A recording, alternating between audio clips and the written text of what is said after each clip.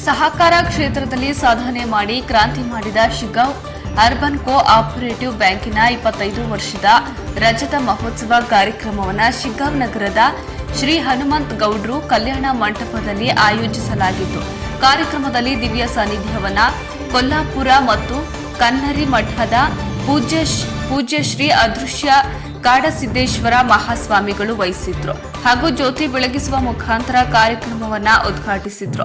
ಶಿಗ್ಗಾಂವ್ ನಗರದ ಶ್ರೀ ವಿರಕ್ತ ಮಠದ ಸಂಕನ ಬಸವ ಮಹಾಸ್ವಾಮಿಗಳು, ಶ್ರೀ ಚರಮೂರ್ತೀಶ್ವರ ಮಠ ಗಂಜಿಗಟ್ಟಿ ಮಹಾಸ್ವಾಮಿಗಳು, ಬಂಕಾಪುರ ನಗರದ ಅರಳೆಲೆ ಮಠದ ಮಹಾಸ್ವಾಮಿಗಳು ಉಪಸ್ಥಿತರಿದ್ದರು. ಕಾರ್ಯಕ್ರಮದ ಅಧ್ಯಕ್ಷತೆಯನ್ನ Shiggaon urban co-op bank ಅಧ್ಯಕ್ಷರಾದ ಜಗದೀಶ್ ಚೇರ್ ತೊಂಡಿಹಾಳ ವಹಿಸಿದ್ರು. ಮುಖ್ಯ ಅತಿಥಿಗಳಾಗಿ ಮಾಜಿ ಸಂಸದರು ಮಂಜುನಾಥ್ ಕುನ್ನೂರ್, ಡಾಕ್ಟರ್ ಪ್ರಭು ಗೌಡ ಪಾಟೀಲ್, ಶಿಗ್ಗಾಂವ ಪುರಸಭೆ ಅಧ್ಯಕ್ಷರಾದ ಸಿದ್ಧಾರ್ಥ ಗೌಡ್ರು ಪಾಟೀಲ್ ಕಾರ್ಯಕ್ರಮದಲ್ಲಿ ಭಾಗಿಯಾಗಿದ್ರು. ಕಾರ್ಯಕ್ರಮದಲ್ಲಿ ನಿರೂಪಣೆಯನ್ನ ಶಶಿಕಾಂತ ರಾಥೋಡ್ ನಿರ್ವಹಿಸಿದ್ರು. ವರದಿ ಮಲ್ಲಿಕಾರ್ಜುನ ಶಿಗ್ಗಾಂವ್. ವಿಶ್ವಾರಾಧ್ಯ ಶಿವಾಚಾರ್ಯ ಶ್ರೀಗಳು ಮುರುಗೇಂದ್ರ ಮಠ ಹಿರೇಮೈಸೂರಿ ಪೂಜ್ಯರ ಶ್ರೀಚರಣಗಳಲ್ಲಿ ವಂದಿಸುತ್ತಾ ವೇದಿಕೆ ಮೇಲಿರುವ ಅನ್ಯಾನ್ಯ ಪೂಜ್ಯರಲ್ಲಿ ಪ್ರಣಮಿಸಿ ಈ ಕಾರ್ಯಕ್ರಮಕ್ಕೆ ತಮ್ಮ ಉಪಸ್ಥಿತಿಯನ್ನು ನೀಡಿ ಕಾರ್ಯಕ್ರಮದ ಹಿರಿಮೆಯನ್ನ ಗೌರವವನ್ನು ಹೆಚ್ಚಿಸಿದಂತ ಮಾಜಿ ಸಂಸದರು ಆದಂಥ ಕುನ್ನೂರವರು, ಈ ಸಂಸ್ಥೆಯ ಅಧ್ಯಕ್ಷರು ಮತ್ತು ಅವರ ಕಾರ್ಯಕಾರಿ ಮಂಡಳಿ ಮಾಜಿ ಅಧ್ಯಕ್ಷರು, ಮಾಜಿ ನಿರ್ದೇಶಕರು ಎಲ್ಲರೂ ಇಲ್ಲಿ ಉಪಸ್ಥಿತರಿದ್ದಾರೆ. ಇದು ಅಲ್ಲದೆ ಶಿಗ್ಗಾಂವಿ ಶಹರದ ಬೇರೆ ಬೇರೆ ಕ್ಷೇತ್ರದ ಹಿರಿಯರು ಇಲ್ಲಿದ್ದಾರೆ ಹಾಗೂ ತಾವು ಶಿಗ್ಗಾಂವಿಯ ನಾಗರಿಕರು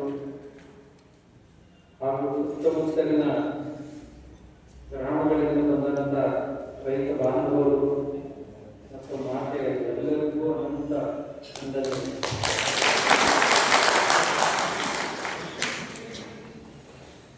ಬ್ಯಾಂಕು 25 ವರ್ಷಗಳನ್ನು ಕೂಡಿದೆ. ಇದಕ್ಕೆ ಬ್ಯಾಂಕು ಅಂತ ಯಾಕೆ ಕರೆದ್ರು ಅಂದ್ರೆ 18ನೇ ಶತಮಾನದ ಉತ್ತರಾರ್ಧದಲ್ಲಿ ಈ ಆರ್ಥಿಕ ವ್ಯವಹಾರಗಳನ್ನು ಮಾಡುವಾಗ ಒಂದು ಇಳಿಜಾರು ಪೆಟ್ಟಿಗೆ ಅಂತ ಏನಿರುತ್ತೆ ಅಷ್ಟೇ ಅಂಗಡಿಯೊಳಗೆ ಆ ಪೆಟ್ಟಿಗೆಗೆ ಬ್ಯಾಂಕು ಅಂತ ಕರೀತಾರೆ ಯುರೋಪಿಯನ್ ಭಾಷೆಯೊಳಗೆ. ಗಲ್ಲೆ ಅಂತ ನೀವು ಇತ್ತೀಚೆಗೆ ಅಂಗಡಿಗೆ ಅದನ್ನ ಕುತ್ಕೊಂಡು ರೊಕ್ಕ ಕೊಡ್ಕೊಂಡು ಕೆಲಸ ಮಾಡಬೇಕು ಅಂತವಾಗ ಸಾಹುಕಾರರ ಪದ್ಧತಿಯೊಳಗ ಬೇರೆ ಬೇರೆ ರೂಪದೊಳಗ ಆ ಬ್ಯಾಂಕುಗಳ ಮೇಲೆ ಕೂತ್ಕೊಂಡು ವ್ಯಾಪಾರ ಮಾಡ್ತಿರ್ತಾರಂತ. ಅದಕ್ಕೆ ಅವ್ರ ಮುಂದೆ ಬ್ಯಾಂಕ್ ಅಂತ ಹೆಸರು ಅಂತ ಹೇಳ್ತಾರೆ. ಈ ಬ್ಯಾಂಕುಗಳು ಭಾರತದಲ್ಲಿ ಮೊದಲು ನಡೆಸ್ತಾ ಇದ್ದಂಥವರು ಊರಿನ ಅಕ್ಕಸಾಲಿಗಳು, ಶ್ರೀಮಂತರು, ಶೆಟ್ರು, ವ್ಯಾಪಾರಿಗಳು ಈ ಆರ್ಥಿಕ ಕೊಡುಗೊಳ್ಳುವಿಕೆ ವ್ಯವಹಾರವನ್ನು ನಡೆಸ್ತಾ ಬಂದಿದ್ದಾರೆ. ಶಕ್ತಿ ಯಾರು ಅಂತಲೂ ಕರೀತಾರೆ, ನಡ್ಕೊಂಡು ಬಂದಿದೆ. ಬ್ರಿಟಿಷ್ ಸರ್ಕಾರ ಇದಕ್ಕೊಂದು ಉತ್ತಮ ರೂಪವನ್ನು ನೀಡಬೇಕು ಅಂತ ತಿಳ್ಕೊಂಡು ಒಂದು ಕಮಿಟಿಯನ್ನು ನೇಮಿಸಿ ಅಧ್ಯಯನ ಮಾಡಿತ್ತು. ಮಾಡಿ 1904 ಸಹಕಾರಿ ತತ್ವದ ಆಧಾರದ ಮೇಲೆ ಲೋಕದ ಜನರೇ, ದೇಶದ ಜನರೇ ಎಲ್ಲರೂ ಸೇರಿ ಹಣ ಹಾಕಬೇಕು.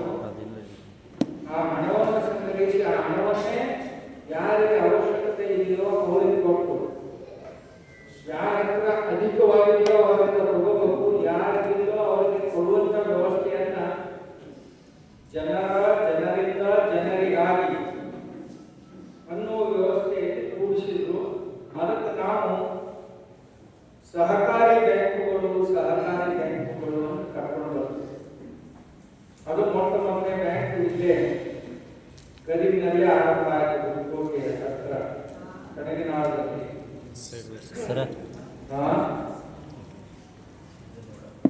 ಸಿದ್ದನಗೌಡರು, ದೊಡ್ಡರಾಮನಗೌಡರು, ಪಾಟೀಲ್ ಅನ್ನುವಂಥ ಆ ಕಾಲದ ವ್ಯಕ್ತಿಗಳು ಆರಂಭ ಮಾಡಿದ್ರು. ದೇಶದಲ್ಲಿ ಮೊಟ್ಟ ಮೊದಲನೇ ಬ್ಯಾಂಕ್. ಎರಡನೇ ಬ್ಯಾಂಕು ಕೊಯಮತ್ತೂರಿನಲ್ಲಿ ಆರಂಭ ಆಯಿತು. ಆ ನಂತರ ದೇಶದ ವಿವಿಧ ಮೂಲೆಗಳಲ್ಲಿ ಆರಂಭ ಆದವು. ಒಂದು ಖಾಸಗಿ ಬ್ಯಾಂಕುಗಳು, ಎರಡನೆಯ ರಂಗ ಉದಯ ಆಯಿತು, ಅದು ಸಹಕಾರಿ ಬ್ಯಾಂಕುಗಳ ಮೂಲಕವಾಗಿ. ಮೂರನೆಯದು ಸರ್ಕಾರಿ ಬ್ಯಾಂಕುಗಳು. ಇನ್ನು ನಾಲ್ಕನೆಯದು ಕಂಪನಿಗಳ ಮೂಲಕವಾಗಿ ಸಾರ್ವಜನಿಕ ಬ್ಯಾಂಕುಗಳು ಸಹಿತ ದೇಶದಲ್ಲಿ ಬಂದು ಒಳ್ಳೆ ಅಭಿವೃದ್ಧಿಯನ್ನ ಮಾಡಿದರು. ಸಹಕಾರಿ ಕ್ಷೇತ್ರಕ್ಕೆ ಬಹಳ ವಿಶ್ವಾಸಾರ್ಹತೆಯಿಂದ ಈ ಬ್ಯಾಂಕುಗಳ ಕೆಲಸ ಮಾಡ್ತಾ ಬಂದರು. ಮೆಲ್ಲಗ ಬೇರೆ ಕ್ಷೇತ್ರಗಳಲ್ಲಿಯೂ ಸಹಿತ ಸಹಕಾರ ಬೆಳೆಯಿತು.